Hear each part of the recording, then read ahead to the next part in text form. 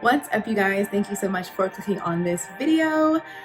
My grandmother passed away a week ago on April 14th from the coronavirus, and I wanted to take some time on my podcast to talk about how to deal with losing loved ones, because I have a feeling that I'm not the only person around this time that has lost somebody that they care about very much.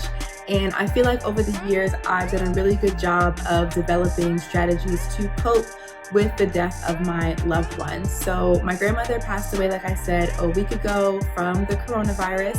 She was living in a senior citizen community in Connecticut, where my mother's family is originally from. In February of this year as well, my cat, whose name was Stone, he would have turned 6 today, April 21st. He passed away from an extremely rare feline disease. And my uncle actually passed away as well in January of this year from complications from lung cancer. He had been battling lung cancer for many, many years. So I've had 3 deaths in my family so far in 2020, and it definitely has not been easy. And so I just wanted to kind of open up to you guys, and hopefully this can help other people who are going through something similar. Whether you lost somebody from coronavirus, or a pet, or a family member from another disease, dealing with death is never easy, but unfortunately it's just a natural part of the human condition. It's unavoidable, it's universal. Every single person that you know on this earth right now is going to die. You are going to die at some point as well. And so accepting that and coping with that is just an important part of being an adult and being alive. So if it's your first time joining me for the podcast, thank you so much. My podcast is called A Garden in the Desert. Please like, comment, and subscribe to both the YouTube or the audio versions of my podcast. And just a little bit about me. Mi nombre es Jalen. Soy una maestra, una escritora, una lingüista, una activista y un amante de arte y películas, especialmente las películas de science fiction. And on this episode, vamos a ver las tragedias para enfrentar el tema de la vida y la muerte. I'm also going to break down the 7 stages of grief that are recognized by psychologists and grief therapists that they say that most people do go through when they lose someone that they love. And in the last stage of the episode, I'm going to talk about my views on the afterlife and whether or not I believe there is actually life after death. So this is going to be a pretty heavy episode. I definitely have my tissue box handy in case I get emotional. So sit back, relax, and welcome to the garden. Even in the most uninhabitable, unimaginable places, beautiful things can grow. So grief is hard to deal with.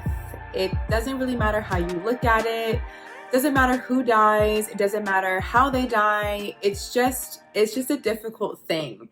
There is really no way to rationalize away what you feel, because loss is just loss. Only with lots and lots and lots of time do some of those negative emotions start to go. I'm not even gonna say go away, because it literally never goes away, but the negative emotions sort of start to ease up a little bit.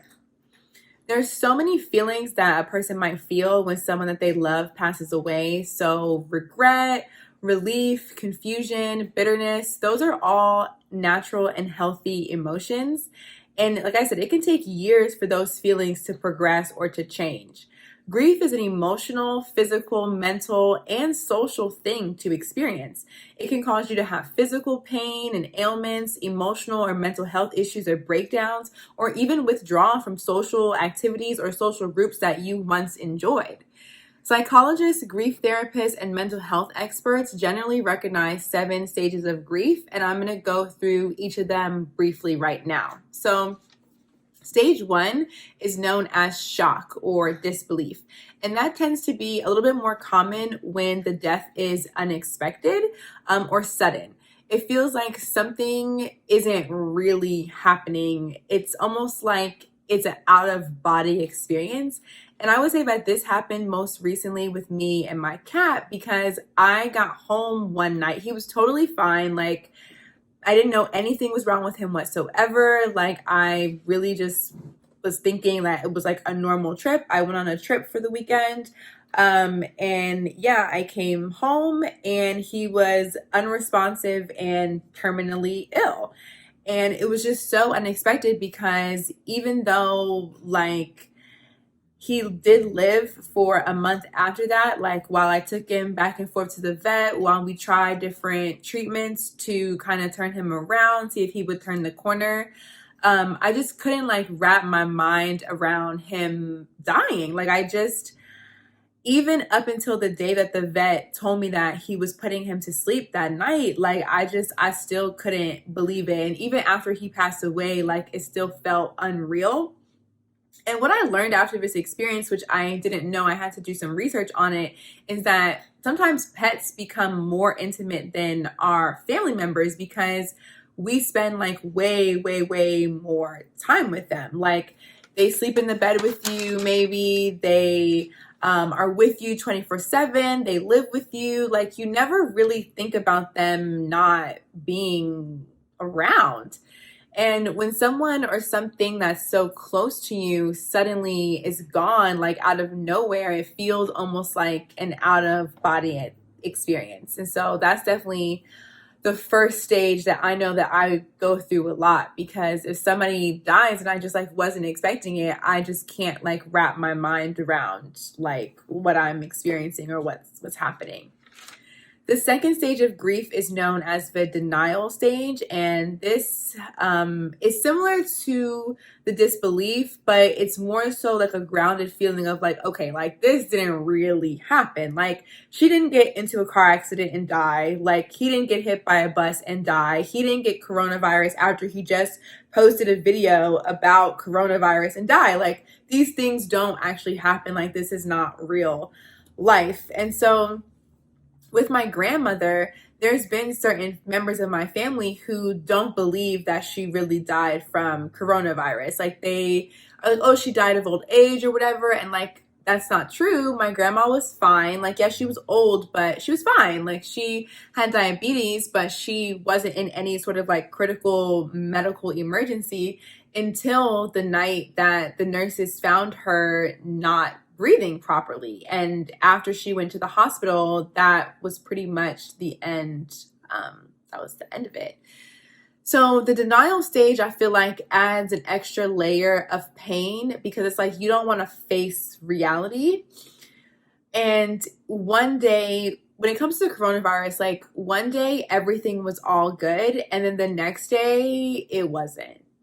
And during this stage of the grieving process, like, people often imagine or daydream that the departed party is going to come back. So whether they're on their way home and they're going to walk into the door soon, or whether like someone's playing a joke on them and it's like a prank, or that they'll wake up in the morning and things will go back to the way they were before, but they don't go back to the way they were before, and they never will. The third stage of grief is called the bargaining stage. And that's the stage where you offer something up to a higher being or higher power in exchange for bringing your loved one back. So when my uncle was getting sicker, my aunt prayed that if God would only heal my uncle's lungs or stop him from smoking, then she would be like a better wife and a better mother and a better grandmother, right? Like, she was making these kind of like petitions to God to give her this life back in exchange for her behaving in a certain way or whatever. When my cat got sick, I remember sitting alone in the vet's office, and if you don't know me very well, you'll find out that I don't pray really at all. And it's interesting because when things happen in your life, it's like the first reaction that you have is to pray. And so I remember being in the vet's office and praying that if God would only save him, I would be a better cat mom. I would be more attentive. I would be more focused. I would be more responsible. I would be more frugal. I would learn more about cats. Like, I would just be better because I felt like I was, you know, if God would just do this one thing for me, like I would do something in return. And what's interesting about the bargaining phase is that it's kind of like a human, you have this false sense of control, as if you have some way that you can control fate or change the fated outcome by petitioning this higher power. And deep down, human beings, we crave control. We crave the ability to control fate, but we can't. And that's a really, really hard pill to swallow when you realize that you don't have control over really anything.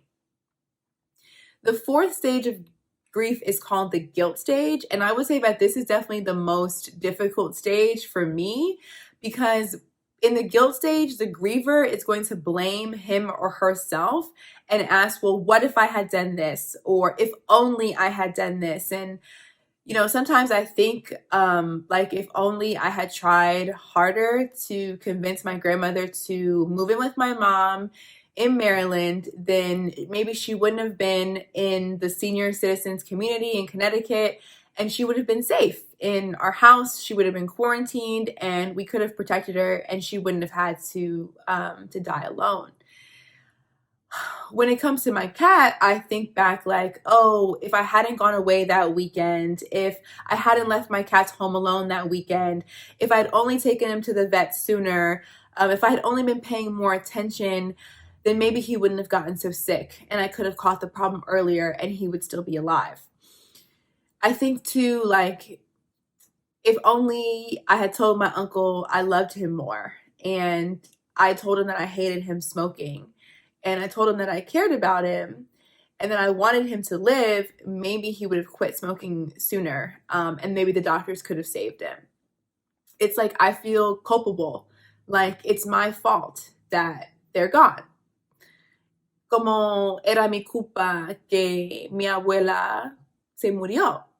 O como era mi culpa que mi gatito se fue. O era mi culpa que mi tío ya no está aquí para cuidar y proteger sus niños y sus nietos. But the reality is, guys, is that it's not anybody's fault. It's not my fault that these people died, even though sometimes I feel like I didn't do anything to protect them or to save them. But la verdad es que no es así. No era mi culpa, no era la culpa de nadie. Pase lo que pase, la vida es la vida. Moving through the guilt phase, like I said, continues to be the most painful part of my grieving process. And the pain and the culpability, it still weighs on me. And I think that it weighs on a lot of people when they lose the people that they love. It's tough, but you have to try to remember that nothing that you could have done could have prevented, you know, the outcome, really. Life is a menagerie of multiple possibilities and multiple different outcomes, and humans just aren't capable of controlling that as much as we may want to do so. The fifth stage of grief is the anger stage. And this is the stage where you start to ask these questions like, well, why did this happen to me? Why is life so unfair? Why were the doctors so incompetent? I deserve payback. This was wrong. I was robbed. Like this is not right. And I think with coronavirus, it's natural for a lot of us to feel incredibly, incredibly angry. Like, I feel like, okay, why do all these Black and brown people have to die? All these poor people are suffering when they've already suffered so much.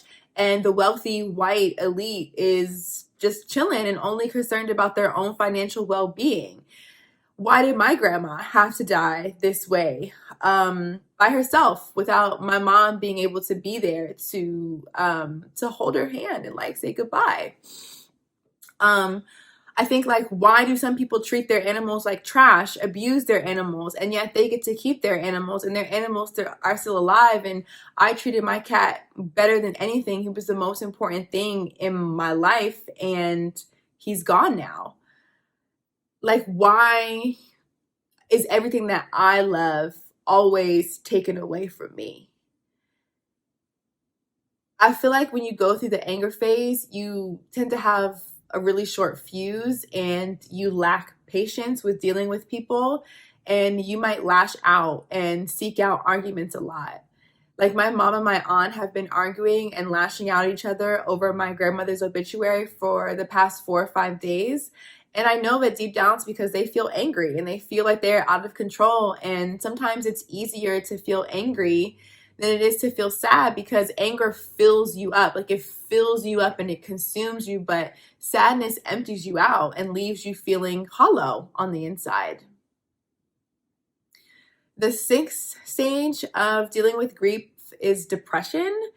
And, with 3 deaths back to back to back, I definitely felt empty. And I felt like, what's the point? Like, why do I get attached to anybody?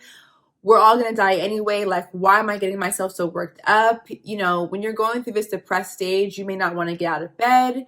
You may avoid social activities, like I mentioned earlier, that were previously enjoyable for you. You may end up seeking out psychotherapy or antidepressants. And this is a stage that can be prolonged indefinitely if you never find a way to work on it. So my paternal grandfather on my father's side, when his wife, my grandmother, passed away when I was in high school, my grandfather never moved on from that depression. To be honest, I never saw my grandfather sober again after her funeral. He literally drank himself to death because he couldn't accept that she was gone. And it was one of the saddest things that I've truly ever seen. To just watch someone die of grief like that was really, really difficult. And I felt relieved when he passed away a few years later, because I felt like he wasn't suffering anymore, because I knew that he was suffering from depression and extreme, extreme grief. The last stage of dealing with the process of grieving is the acceptance or the hope stage. So this is a stage that you've just got to get to at some point, like some way, somehow. You have to turn those bitter, painful emotions into something useful. So ultimately, life has to go on. And one thing I've learned is that I know how to keep going, like no matter what obstacles life throws at me, no matter how hard things get, I've just figured out a way to keep swimming and keep moving. And so my advice to anybody that's struggling to get to that acceptance phase is, one, to focus on the good things and not the bad things. So it's really easy to dwell on like how the person died and the circumstances surrounding their death, but you have to just remember like how much that person loved you, and how much you and the deceased person shared, and that love is something that will never go away. Excuse me. And something that can never be changed. And so you just really want to just focus on that, and those positive times and those positive memories that you had with that person, because that's really what matters. It's not what matters. Like what matters isn't how they died. It's the life that they lived. So you want to just focus on that. The second tip that I have is to find inspiration in your pain. So losing my grandmother in this way has really revitalized a lot for me about some of my long-term goals and what I believe is important to me. And I really do want to make this world a better place and make this world what I want it to be, and be a better servant of my community and my society. And so sometimes you really need that wake-up call, that kick in the pants to push you to make those necessary changes in your life. And so you really just want to make sure that person's death was, not in vain. and that you transform into the person that you were destined to be from this difficult experience. I definitely don't, know what my purpose in life is. I would not purport to know that by any means, but I do know what's important to me, and I know the general direction that I should be moving in. So try to find inspiration, and not just when people die, but try to find inspiration in all the tough times in your life, because life is hard, you guys. It's so fucking hard, and you just gotta you gotta deal with it, man. You gotta just push through and deal with it. So any obstacle that you guys face, any challenge that you face, try to find something good out of it. The last thing is to be thankful for the relationship that you share, which I guess is kind of similar to my first point about focusing on the positive things, but an attitude of gratitude goes so far in life, not just in death, but with anything that you could be dealing with. And so you want to try and figure out, what that person gave to you. I'll admit, I didn't have the best relationship with my grandmother. Honestly, I didn't even really like her as a person. But she passed down a strength and a fierceness to me that I will be forever grateful for. She spoke her mind. She didn't take shit from anybody. And she never asked for anything from anybody either. And without her, I wouldn't be this invincible, powerful person that I am today. And so thank you, Grandma, for giving that to me, because I know that it's gonna make sure that I'm able to fulfill whatever it is I'm destined to fulfill on this earth. Sorry, just give me a quick second. I don't know why I did my makeup, because I'm just gonna look crazy, but to Stone, my kitty, my kind of my first son, my first real responsibility. I loved you so much.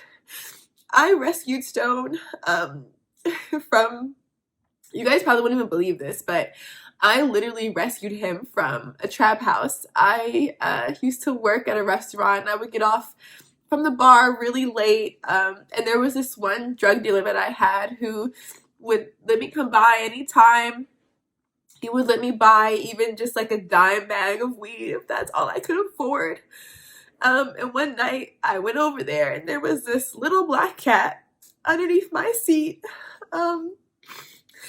and we connected instantly. And I took him home that night, and I swung by a 7-Eleven and got a bag of overpriced cat litter. Let me tell you, don't ever buy cat litter from 7-Eleven. It's the worst ripoff. It's a scam, literally scamming. But yeah, I bought the cat litter, and me and him were honestly just, we were inseparable ever since. And when I found my cat, I was really lost. I just got out of a pretty abusive relationship, and I had done a lot of things in my life that I was really, really, really ashamed of. I didn't have goals. I didn't have plans. I didn't have furniture. I didn't have anything. And I always would joke to people that, I saved my cat's life, and that my cat loved me so much because he knew I saved his life. And even when he was dying at the vet, even when he was dying, the vet told me, because she would bring him in the room and he would jump right into my lap, and she was like, wow, I can tell how much he loves you. I would always joke that, I saved his life, but truthfully, he saved mine.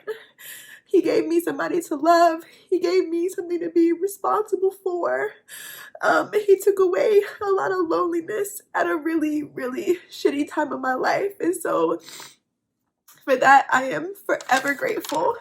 And I'm so thankful for the 5 years that we spent together. And I changed so much about myself in that time and grew so much. And I'm so proud of myself.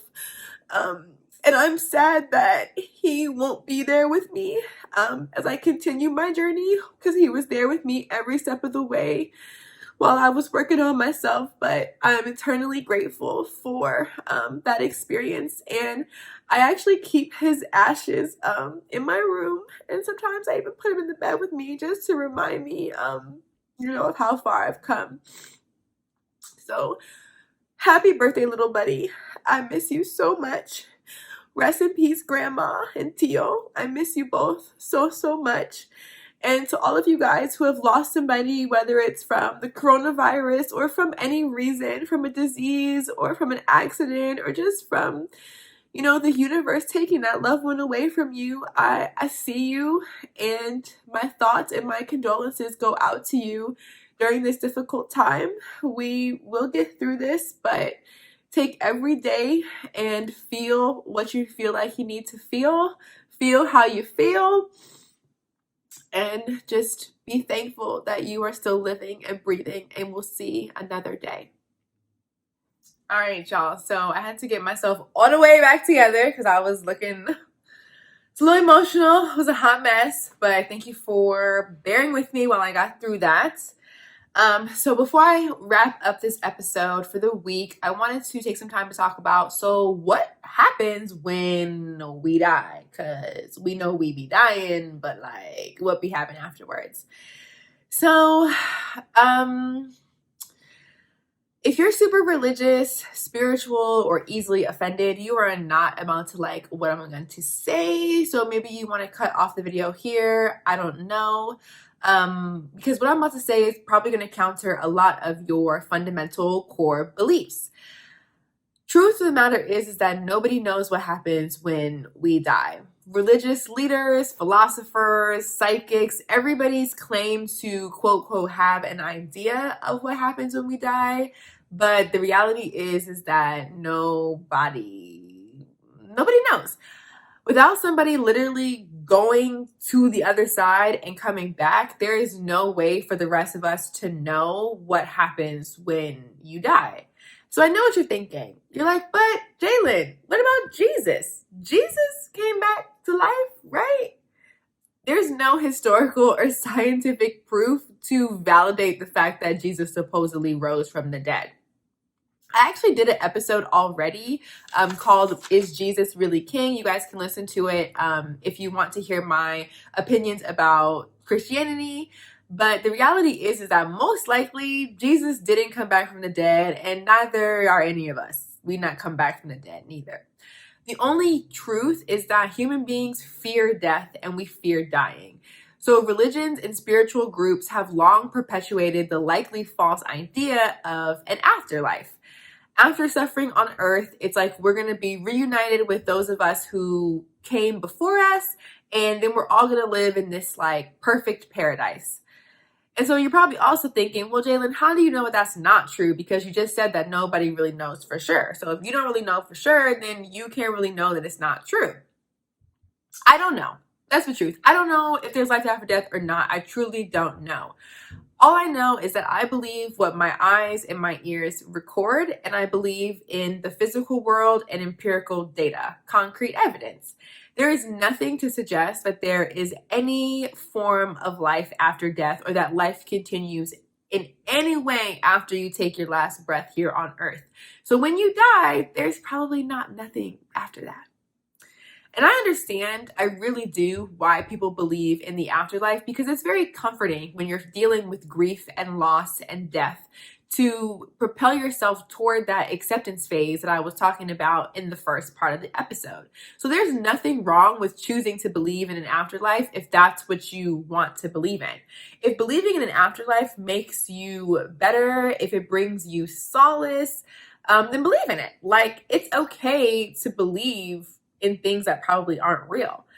But it's also okay to be an atheist or to not be spiritual and not believe in anything. Like, whatever brings you peace is okay for you to believe in. So for me, like, not believing in life after death and not believing in a theistic God or a theistic religion, to me, that's helped me to embrace my own mortality. I feel like more motivated to live my best life in the real life world, as opposed to like waiting for some reward or some, I don't know, some closure in like an afterlife. Like for me, I want to live every single day to the fullest, and I want to just basically live in the moment and not be worried about what could or maybe is existing after all this is done. Of course, I'm a human being. I don't want to die. I don't think anybody wants to die, but I found a stronger connection to my individual purpose and my power to build the life that I truly want to live when I accepted the fact that there's probably nothing after I die. You don't need to wait for like some God who you can't see, you can't hear, you can't touch to set a path for you in life and reward you. Like I feel like I make my own path, and that's my reward, is enjoying it here in the physical world. I can be my own God now and create the reality that I truly desire. Now, granted, if I were to subscribe to a set of spiritual beliefs, those beliefs would most likely be Buddhist, because Buddhists don't actually believe in a theistic God. They only believe in universal energy. And so energy has a natural push and a natural pull, which is karma. And I think that that makes a lot of sense when you consider the fact that the earth is a magnet. And so the earth has a natural push and a pull to it as well. And if energy can be neither created nor destroyed, then it makes sense that it can't die. Like energy can't die because it can't be created and it can't be destroyed. So it exists eternally, and it's reborn over and over and over again through the natural cycle of birth and death, which Buddhists call reincarnation. And like reincarnation sounds like a pretty sweet deal to me. So I'm cool if that's the way it is. You know, maybe in my next life, I'll be lucky enough to find the energy of my loved ones who are no longer with me, and my soul will find that peace and that reunification and an end to my suffering here on earth, and I'll ultimately achieve nirvana, which is the highest state of enlightenment that a being can achieve. So maybe that's the way it goes. I hope that's the way it goes. But for now, I'm just going to focus on living and leave whatever happens after life for when that time comes. Thank you so much, guys, for sticking with me. If you made it this far through the episode, I hope that everything that I shared about my own personal experiences with loss and losing people and losing things, I hope it resonated with you guys a lot. If you enjoyed this episode, if you want to hear more episodes, head on over to my podcast link tree, where you can check me out on either Apple Podcast, Spotify Podcast, SoundCloud Podcast, and Stitcher Podcast as well. You guys can also follow me on my Instagram. I'll either like figure out how to throw that up on the screen, or I'll put it down there in the box. And if you found this episode helpful, please share it with somebody, or leave me a review or a reseña on Apple Podcasts, because that's how my podcast will grow and more people will be able to hear what I have to say. If anybody cares what I have to say, I don't know. But yeah, thank you so much. It's been a pleasure. Era un placer como siempre, y te veo pronto. Bye.